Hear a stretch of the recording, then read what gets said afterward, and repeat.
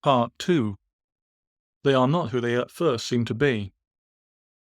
For many of us, love starts very quickly, often at first sight, with a sudden overwhelming impression of the other's loveliness.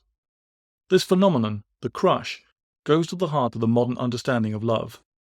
It could seem like a small incident, a minor planet in the constellation of love, but it is in fact the underlying secret central sun around which our notions of the romantic revolve. A crush represents a pure and perfect form of the essential dynamics of romanticism, the explosive interaction of limited knowledge, outward obstacles to further discovery, and boundless hope. We wouldn't be able to develop crushes if we weren't so good at allowing a few details about someone to suggest the whole of them. From a few cues only, the depth of their eyes, their handsome brow, or a handful of funny comments, you rapidly start to anticipate an intense connection and years of happiness, buoyed by profound mutual sympathy and understanding. We have a proclivity for developing lifelong certainties in an instant. We pay dearly for our haste as any relationship progresses. We are all, of course, a perplexing and boundless mixture of good and bad. The primary error behind our passionate early feelings is that we overlook a central fact about people. Everyone has something substantially wrong with them once their characters are fully known. The facts of life have deformed all of our natures. No one has come through unscathed. We all lack courage, preparation, confidence, and intelligence.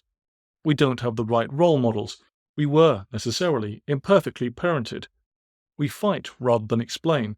We nag rather than teach. We fret instead of analyzing our worries. We have a precarious state of security. We can't understand either ourselves or others well enough. We don't have an appetite for the truth and suffer a fatal weakness for flattering denials. The chances of a perfectly good human emerging from the perilous facts of life are non-existent. Our fears and our frailties play out in 1,000 ways. They can make us defensive or aggressive, grandiose or hesitant, clingy or avoidant. Unfortunate tendencies exist in us all, and will make everyone much less perfect and, at times, extremely hard to live with. Every human can be guaranteed to frustrate, anger, annoy, madden, and disappoint us, and we will do the same to them. There can be no end to our sense of emptiness and incompleteness. This is a truth chiseled indelibly into the script of life. Choosing who to marry or commit ourselves to is therefore merely a case of identifying a kind of misery we can bear, rather than an occasion miraculously to escape from grief altogether. We should enjoy our crushes. The person on the train probably does have a beguiling air of self-deprecation in their eyes. The person glimpsed by the fresh fruit counter really does promise to be a gentle and excellent parent, friend, and lover.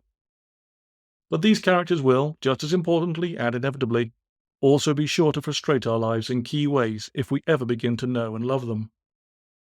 Romantic realism simply takes it for granted that one person should not be asked to be everything to another. With this truth accepted, we can look for ways to accommodate ourselves as gently and as kindly as we can to the awkward realities of life beside another fallen creature. Never feeling betrayed by or furious about their imperfections, and apologizing heartily, early, and constantly for ours. If we do start a relationship, we should never blame our one-time angel for not really being who they seemed at the start. It is just that we decided who they were without checking. They haven't become awful. They were just always tricky, as we all are.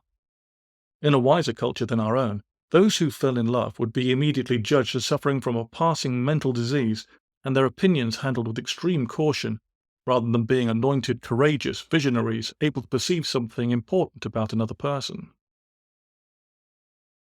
The only people we can think of as amazing are those we don't yet know very well.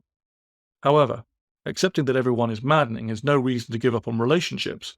It is simply a sign that we are finally getting to know human nature.